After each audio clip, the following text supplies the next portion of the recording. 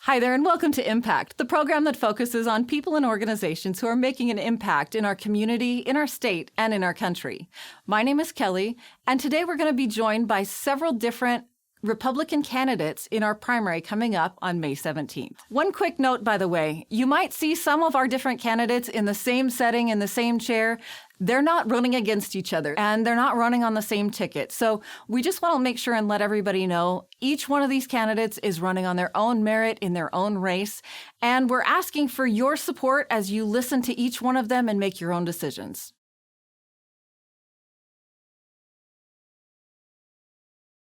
So I'm talking with Doug Toomer, who is a candidate for District 35 Senate. Doug, thank you so much for joining me today. Thank you. Thank you for having me. So tell me a little bit about yourself. Who is Doug Toomer? Doug Toomer, I'm a fifth-generation Idahoan. I grew up in Rigby on a farm. I'm married, been married for a little over 42 years to my very tolerant wife, Cindy. She's amazing. Extremely tolerant on this. I have two children, Jason and Kelly, and are just outstanding. They are in my life. They definitely are. My family is. And a wonderful daughter-in-law, Allison. Okay. Family is important. Family is what makes life worth living. That's my opinion. I actually worked at the Idaho National Laboratory for a little over 40 years. Wow. In a lot of different jobs, but primarily as what would be considered a project or program manager, and managing multi-million-dollar projects, and it's really interesting and stuff. I'm an expert, if you will, in spent nuclear fuel and nuclear material storage and management. That's what my life almost revolved around for many, many years. And I'm probably a handful, one of a very small handful of people that are an expert on what is known as the 1995 settlement agreement with spent nuclear fuel between the Department of Energy and the state of Idaho. And it's how it restricts and governs how spent nuclear fuel and high-level waste is actually managed in the state of Idaho. So I'm one of those experts.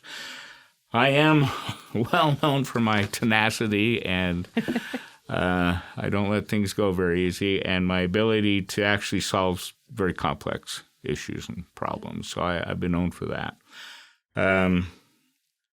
Fact is, I did help negotiate in 2011, like I said, this settlement agreement, the 1995 settlement agreement, actually limited us from the Idaho National Laboratory from bringing in commercial spent nuclear fuel of any type. And that actually cost the nation and us and our fuel manufacturers a lot of money and effort and stuff, because most of these, every fuel type has to go under an examination to see its robustness, see how it's going to perform and all this. Well, these things were actually sent to overseas previously because we couldn't bring them to the Idaho National Laboratory. Well, in 2011, I was involved in negotiating a side agreement, if you will, with the Department of Energy and the state that allowed us to bring in research quantities of fuel. Gotcha. And that was a big deal for us because now we could actually bring in research quantities, commercial fuel, do tests on them and all that, and encourage the commercial industry to actually come in and make use of some of the capabilities and the science, the scientists, the expertise, and the capabilities that we have. That was a good deal. The taxpayers literally spent billions of dollars building facilities here that were underused. Right. And so we're able to do that. One of the things that I did, and this is sort of how my career ended, if you will, is I brought in a company called TerraPower. Okay. And TerraPower is owned by Bill Gates. Gotcha. Okay. And it was a great day when we got that. I mean, he was willing to spend, tens upon tens of millions of dollars to do things and to help us, have us help him achieve his aspirations. Right. Well, in the process of all of that, I actually caught them trying to patent a fuel design that our scientists had been working on. Wow. And I called timeout on it. Yeah. Yeah, I did. I called timeout on it. Good. And needless to say,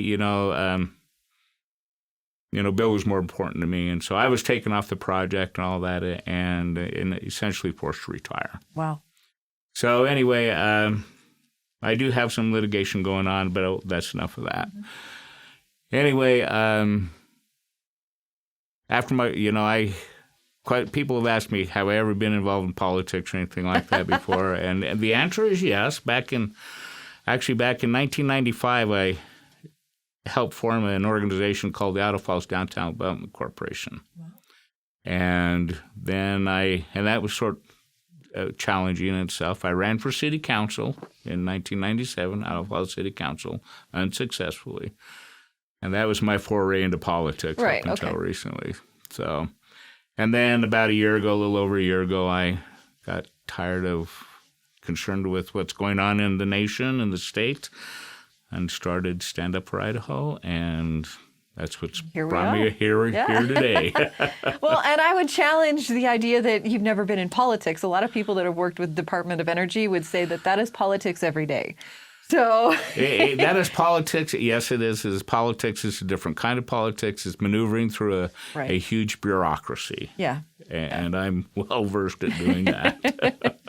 So why now? What made you run for office? Well, the reality is I, through my efforts to Stand Up for Idaho, and Stand Up for Idaho was a way for me to to try and figure out what's going on in the world, what's going on in the state, and all of this. And the more I learned, the more I became aware of how things were not how I thought they were. Wow. And so, in November, I went to the special session, and I was over in Boise and was able to go to that special session. And I observed what I call just the blatant corruption that was going on, and it was shocking to me. And there were literally hundreds of people in the Capitol watching those things, and every one of them was shocked at what had happened and what was going on. And in the House and even the Senate, and especially the Senate, the comments there, if you want a good bill to die, send it to the Senate. Wow.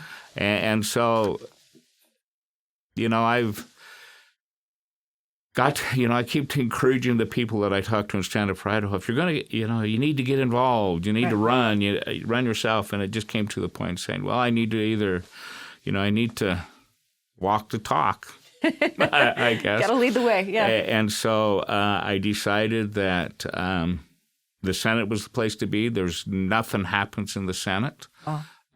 It is horribly broke. They have no desire to help the citizens of the state, which is obvious. Mm-hmm. And so I'm decided I might as well do what I can to make change.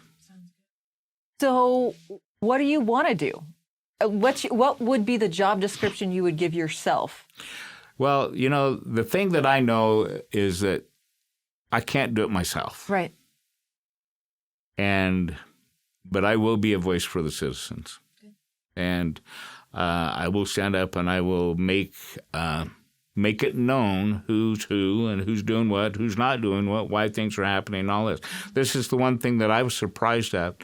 You never hear anybody from any of our politicians, any of our elected officials, I will not call them leaders. Mm-hmm. This is a problem. So-and-so over here is doing this because of that or whatever, it's costing us it's costing us our rights, our liberties, it's costing us our whole way of life. Yeah. I will be a voice, and I will. And by doing that, I think I can also encourage other legislators to stand up and start pushing back and making change. Like I say, I recognize I can't do it by myself, but sometimes I can be the spark to ignite the fire. Right, right. So as someone who is native Idahoan, some of the other candidates that we've talked about have talked about a little bit of a sleepiness among Idaho. It's a nice place to live. It's comfortable. And it sounds like you kind of got a little bit of a wake-up call last fall as far as things are not okay. Things are not the way that they seem. And so for somebody who maybe is still living in that mindset that Idaho's a great place, what would you say to them? I would say Idaho is a great place. We want to keep it that way. Right. I would say you have to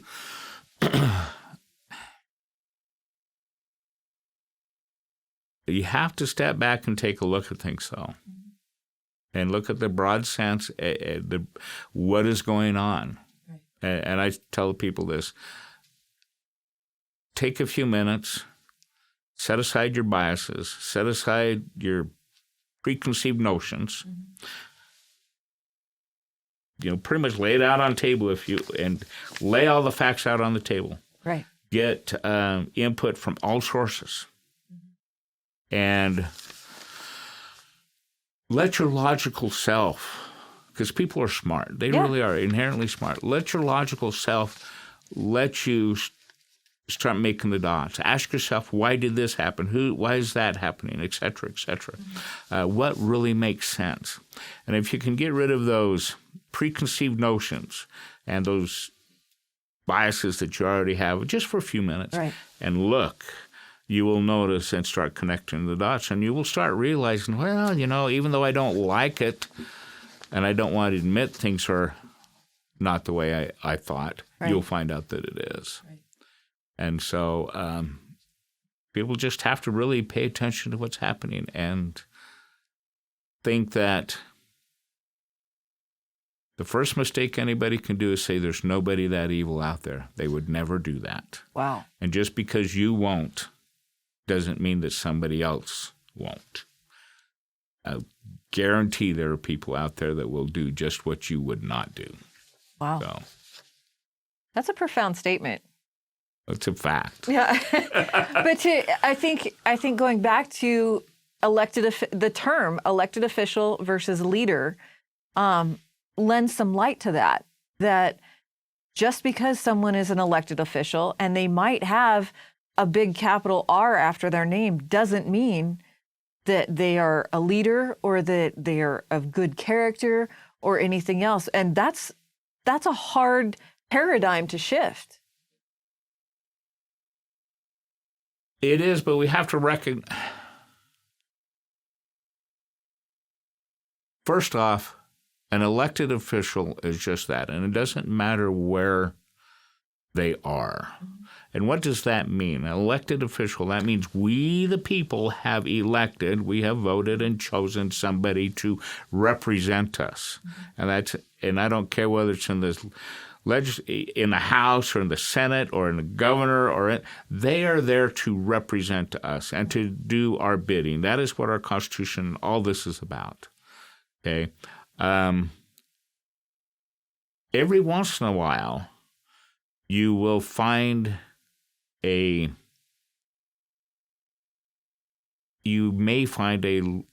elected official that is a true leader, but that is very rare anymore. Right. Okay, and a leader looks out, in my mind, for those that they are leading. Absolutely. Okay, they're leading the people behind them, whatever they're out there, and that is what their concern is the people that they are leading. Right. And we don't have leaders right now. Right. I can't right now. There are very, very, very few leaders. I can't think of any leader that we have in our high executive offices right now in the country or in the state. So, right. We need leaders. We need leaders. So what experience do you feel like you bring to the table? I mean, obviously navigating with DOE is a big deal, but what particular skills and abilities would you be bringing?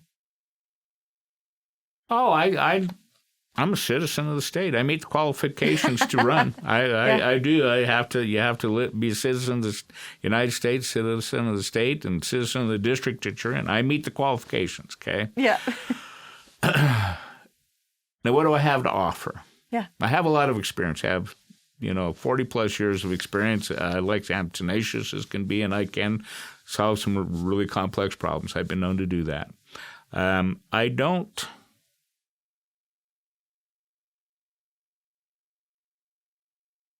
don't back down, and I'm not afraid of anybody right now. Okay, I believe in God, family, country, Constitution. I believe in us. I believe in we the people. Good. Yeah. As individuals, and I'm willing to fight for them. I know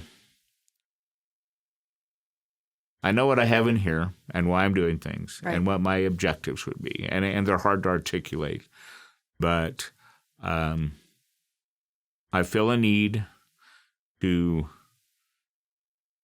fix this. It's going to take decades to fix, but at least I feel the need that I need to do everything in my power to start fixing it for my kids, my grandkids, future generations. And I know that I have the passion and the drive to do that. I'm being driven. I believe in God, and I believe He's saying, okay, I call myself Toomer. Step out, yeah. I call myself Toomer. I say, okay, Toomer, you need to go out and do this. Mm-hmm. And you'll say, okay. And it's like sometimes you feel like you're a pinball, boom, boom, but it is what it is. And I will make a difference. If you're willing to stand and fight, can't not make a difference. That's well, that's what we have to do. We all have to. We all have to stand up and right. So what are some things that you're learning through this process? I mean, after 40 plus years at the site, this is obviously kind of new territory. Well, it's how hard it is. I mean, especially for somebody that's on fixed income, limited income. It is expensive. There's a reason why rich people are in politics. Yeah. Because they can afford to. It's really hard to afford to do these things. It costs literally thousands and thousands and thousands of dollars. So that's the hard part. For me, it's really hard asking for money. Yeah. I'm an independent person. Right. I'm fiscally responsible. I take care of myself. That's what I do. That's what I've taught my children and all this. So it's hard for me to go ask for contributions. Mm-hmm. But that being said, I've learned that there are a lot of people out there, a lot of wonderful people out there that are very generous in their time. And time is the most valuable thing anybody can give. Yeah. The other thing that I've really learned in doing this, in this adventure so far, is that I truly believe, and I found out that we are the majority. Wow. The media, all this, would like us to think that we are not. Right. But that is false. In my mind, in my heart and everything, that is false. We are the majority. We are silent because we are tolerant. Right. But we are the majority, and we are a growing majority. Yeah. There are a lot of people that are remorseful for certain things and are waking up themselves and saying, no, we need to do some things. And so that's been heartwarming to me because I know that this is a noble and valid objective of mine, is to fix this thing. And it is for us. Wow. And again, we are a vast majority. Yeah. To feel like that I do, I guess so. So I have kind of a curveball question for you. Obviously, looking at you, you have a lot of life experience. for some of these voters that are coming out, this might be the first time that they're ever eligible to vote. They're 18, 19, 20, and they might be looking at you and saying, he has no idea who I am. How could he be a voice for me? What would you say to some of those, I'll call them kids or early 20-somethings, that you could possibly be representing? I used to be 20. Good answer. Okay. No, I did. And I'll have to say, you know, I used to be 20. I used to be 16. You know, and I'm not saying I was the perfect child or anything like that. You know, I had ideals that, you know, I believe things ought to be certain ways and that we need change and all this. And I actually believe that, I would say I believe a lot of what the kids do today, especially that, you know, how nice it would be the world and the if everybody just got along peacefully. I grew up in the hippie years. Yeah. Okay, and the peace and all this, and just, you know, I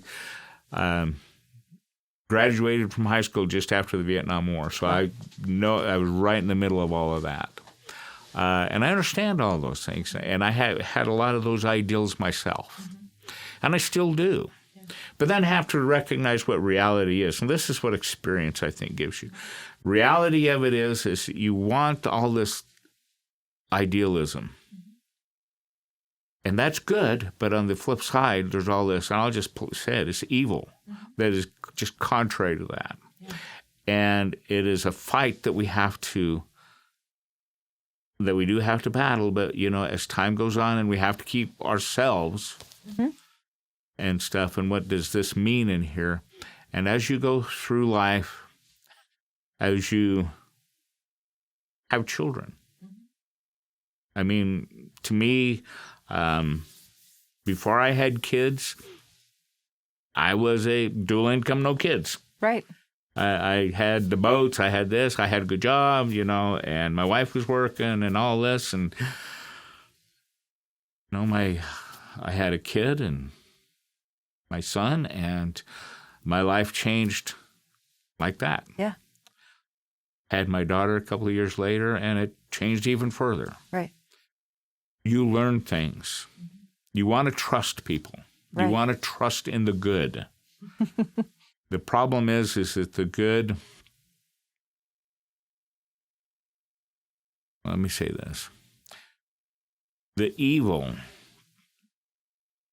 touts itself as good a lot of the times. Right. And you have to learn how to filter through that. Right. And there's so much deception out there in all factions of life. I would tell the young adults, be positive. You can make a difference. The thing that you have right now, the thing that we have right now today is the ability to think for ourselves, to do what we want to do to some extent, to make a difference. Yeah. If we don't start change, we are quickly headed down a path to where those three things are going to be taken away. Right. And that individual, and they'll say, oh, well, no, that won't happen. They will lose those rights. They Right. will lose that ability to be themselves. Yeah. To be that soul that's inside here that we all know what it is. And only we know what that is. They will lose that ability. That is a hard one for people to understand. Right. But again, to answer your question, I was 20. Yeah. I was 25. I've been there. Been there, done that. Yeah. Learned a couple of things. Yeah. And so for those younger voters that might be looking at you, you want to talk to them. No, absolutely. You want to hear from them. That's. I do not profess to be a know-it-all. I don't. Yeah. I don't. Yeah. And I can learn from them, and I think that they can learn from me. Yeah. We need to talk. Yeah. That's what discussion is all about. Absolutely. And open discussion and about any topic. Right. Without getting mad, without being censored. Yeah. Okay? That is how and that's the whole thing about our First Amendment, is to being able to talk and have a civil discourse and figure out what we're doing and what's going on, what's wrong, what's right. And, collectively, we will come up with the right answer. Right. So. Well, and as you were talking about wanting to turn things around and wanting to fix this, and that it's a decades-long process. Those folks that are in their 20s right now, we're going to be looking to them in the future to continue this turnaround, because it's not something that we're going to be able to fix in 4 years. It's not something that we're going to be able to fix in 8 or 10 years. We're going to be looking at the next generations coming up behind and saying, we need you to be involved. We need you to be part of this conversation. And having worked at DOE, you're always wanting to cross-train people, and you're always wanting to turn around and be like, who can take my place? Because you don't want them having to start over in the next 4, 8, 12 years and have to fix stuff again. To be able to be training up that next generation is an awesome opportunity there. Right, and we absolutely have to do that. And what the generations, the coming generations need to realize is, what do they have? What do they have to lose? And the realization is, what have we already lost? Yeah. And because some of the things that my generation, when I was 20, the freedom that I had when I was 20, right, a 20-year-old doesn't have now. And Absolutely. They don't realize that. Yeah. Okay, and that is sad. But what we need to be able to do is educate the people. Right. Because it is we the people. It's the individuals. Educate them on what it really means, what freedom and liberty really means, and what our Constitution, and why this country and our Constitution really is in my mind, the greatest civilization in human history. Right. And it's not about the kings and the elitists yeah. or the companies, these soulless entities that are companies. It's about the individual. Each individual in their soul has the ability to really achieve whatever they want if they decide to do that. Right. It's up to them. So education is key. Awesome. Well, and that's something I've talked about with a couple of other candidates, is just reminding people what it looks like to be an American citizen, that what we the people actually means, that you have a voice, that you can choose to say, no, I don't want to do that, and not do that. And those rights are given to us by the Constitution, and that's what we the people really means. And go ahead. God-given rights. Yeah. Not by the Constitution. Yeah. They're God-given rights.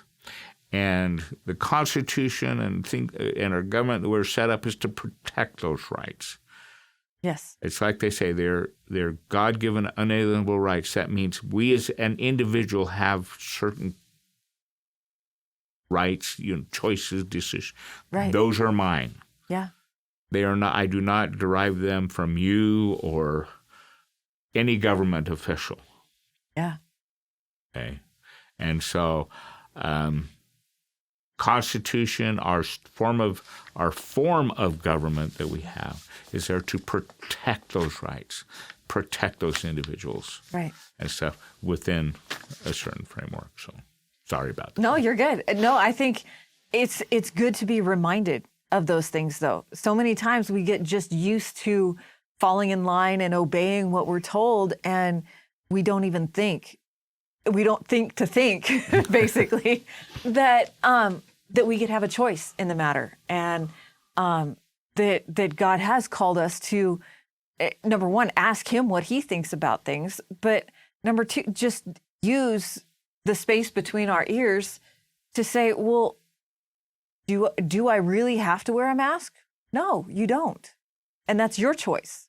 That's not something that anybody can take away, or the ability to speak or have an opinion or any of those things that we've seen stripped away in the last 2.5 years.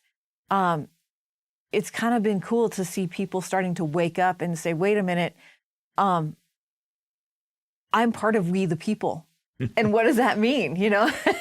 Just that educating people, I think, is an exciting opportunity. It is. And the thing that I think people need to really start asking themselves is why? Yeah. Why this? Why that? What do I believe? What do I don't believe? And there's a lot of lies. I'd call them mistruths, whatever you want. Fake news. Yeah. Okay. Being propagated today throughout the media. Masks, big topic. Yeah. Couple comments on that. 3 years ago, if I was to take an OSHA training class and say that a surgical mask would stop a virus, I would miss that question. Okay, it doesn't happen. If it protected that, you wouldn't. All these pictures and stuff you see, people working in virology labs. I mean, they're full suited up and all of this. If a little mask would work, I mean, what that's all they do. Why not? Why do I have to have this forced air bubble suits and everything in these things? So obviously, and that's part of the question. I say, okay, something doesn't make sense here. Yeah. What am I being told versus what is reality? And I can say all day, follow the science. Well, sometimes you do follow the science, and it's not what they're saying it is. Right, yeah. We are smart people, and you just have to continue asking yourself why. Does it make sense? Who's profiting? Who's benefiting? For what cause? Et cetera, et cetera. Yeah. And then your logical self will likely bring you around to the truth. Yeah. And the joy of discovering it for yourself and not just going along with what everybody else is saying. It's kind of cool to discover the actual truth for yourself as opposed to just always believe in what everybody says. Well, it is, but it's also scary. Yeah. I mean, it's more scary than joyful because it's scary because how long have they been lying to me? What are they lying to me? What else are they lying to me about? Yeah. And that's when you really start to question things. And it is really sad because then you start questioning the whole essence of a lot of stuff. Right. Okay. And so I believe that we have an inherent trust in people. Yeah. And once you find out that you're being deceived, then this person has deceived me here. Is it just on this thing, or is it this, and this? Right. And that's why it's really hard. And, once you break somebody's trust, how can you ever trust them again? And on what? Yeah. And stuff. So that's something I just encourage people to look at is really what's going on. Yeah. Oh. Yeah. And why do we believe what we believe? Yeah. Exactly. Yeah. So what message would you have for our audience today?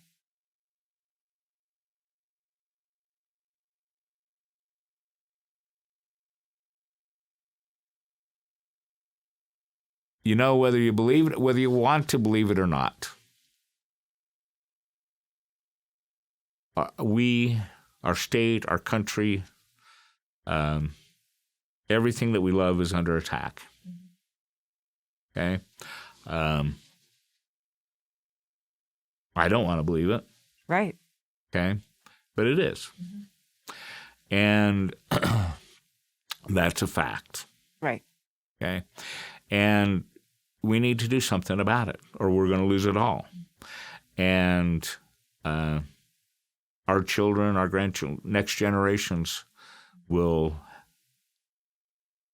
have no idea what the meaning of life, liberty, and the pursuit of happiness. What does that mean? I mean, that's something that they just will never even comprehend. Right.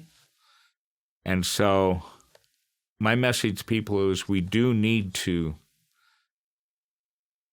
wake up, pay attention, see the truth, believe the things that you don't want to believe because they are facts, and do something about them. And it's unfortunate, but everything needs to be revamped. Right. Our government officials, everything. The Constitution is fine. Right. Constitution is fine. We just need to start adhering to it and enforcing it. That's what we need to do. So how can people help with your campaign? Give me money. Contribute. Well, I mean, that is one of it, part of it. But how can people get in touch with you? Oh, they can contact me. How can people help? Obviously, the key here with anything is money. Yeah, money and is good, and because it does cost, like I say. But the key really is word of mouth. Talk about. Right. Give my and say. He's okay, and what he says makes sense, even though he may not like what I say. Right. I make sense, and I'm here to protect you. I'm here to fight for us. And if you support that, then that's the key. Talk to your friends, because at the end of the day, it's the vote that's required. Right. I have a website. It's called Toomer4Idaho.com, TOOMERFOR, Idaho.com. Yeah, okay. Okay. They get on that. They can. There's a form on there that they can go ahead and email me on, whatever, or they can email me directly at campaign@Toomer4Idaho.com, and I'll get back to them. And that's the key. I want to listen to the constituents. I need to know. Right. I'm here to represent them. Yeah.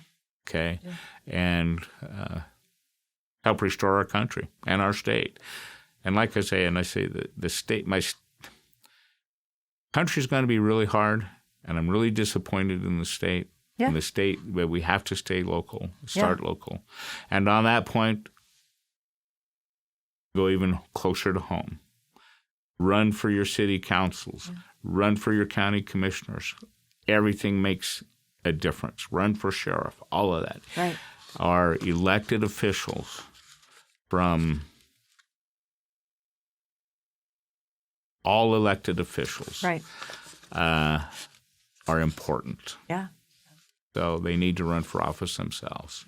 Well, 2 years ago, who would have thought that the county commissioner race would have had national impact? That all eyes would be on election audits, and county commissioners people would know their names and stuff. And so I think just if the last 2.5 years has shown us anything, it's that every position counts, and that every one of those elected officials matters. And it's not just a go through and blindly fill in the blanks on your ballot. We actually need to know who we're voting for and what we're voting for in that. That you do, and you have to pay attention. You have to make sure that your elected officials are held accountable. Yeah. Absolutely held accountable. And if they are not doing what you want and what you think they should, then you should challenge them yourself. Absolutely. There's a lot of apathy and a lot of complacency, and a lot of people say, oh, I can't, I wouldn't wish that on my own worst enemy. But that's what the opposition wants you to say. Yeah. They don't want you to be involved. Right. Because as long as you are not involved, they can take over. The minute you get involved, stand up and start pushing back, yeah, that causes them problems. So. Well, now that you're running the race and hopefully get into the Senate, you can lead the way for all the rest of us. You can kind of paint us a roadmap, Doug, for how we can. I'll try. I will. If nothing else, just point out the potholes so that we don't step in them behind you. But I actually been pretty successful in my other career, being able to navigate through potholes. Good. And finding ways to, like I say, solve very complex problems that some people that never would happen. Yeah. And we were able to do that, and I hope to be able to do that here. Good. At least the least thing that will happen is people will hear from me. Yeah, and absolutely. statewide, and they will see and hear what is happening, Good and bad, Yeah. in our legislature. Well, and just to be able to turn on the light and let people start to see what's going on, hopefully that can inspire some change in the future. Hopefully. Yeah. I think it will. So, Doug, you're running for District 35. Mm-hmm. What area does that cover? It's actually a fairly large area. I haven't calculated out the whole. It takes in essentially the east half of Bonneville County, from just the outskirts of Ammon, if you will, east to the Wyoming border. It goes up to the county line, the Bonneville County Jefferson County line, but still takes in Iona and Yukon, and all the way over to the Wyoming border, so Swan Valley and all that. Wow. Then it takes in all of Teton County, Wow. all of Caribou County, and all of Bear Lake County, and then a portion of Bannock County. Wow. Okay. And I haven't totally calculated out the square mileage of it, but I'm working on that, but it's a little over 7,000 square miles. Wow. So a lot of great people. It's rural. A lot of great people. You'll find they're very hardworking, very down to earth people that are busting their tails to make a living and make a life and all of that, and they're very good people. And so it is a large district, but I'm happy to be able to represent them if they'll let me. Well, thank you so much for joining us today. Anything else you'd like to share? Oh, I think about said it all. I guess the biggest thing really, not to share, but if people have any questions. Okay. I'm serious about this. And I don't care whether you're in my district or not or whatever, okay? Because get a hold of me. Contact me. We all learn from each other, and I don't know it all, but together we can figure all of this out, and we will do that. And so I do encourage people to get a hold of me, email me. I'll do my best to get back to them and everything, but together we will win. Awesome. Thanks so much for joining us today, Doug. Thank you. Our Republican primary is coming up May 17th, so be sure and be registered as a Republican before then. The views expressed by our guests may or may not express all of the views of the host, Flying Maverick Media, or Stand Up for Idaho. Thanks so much for tuning in.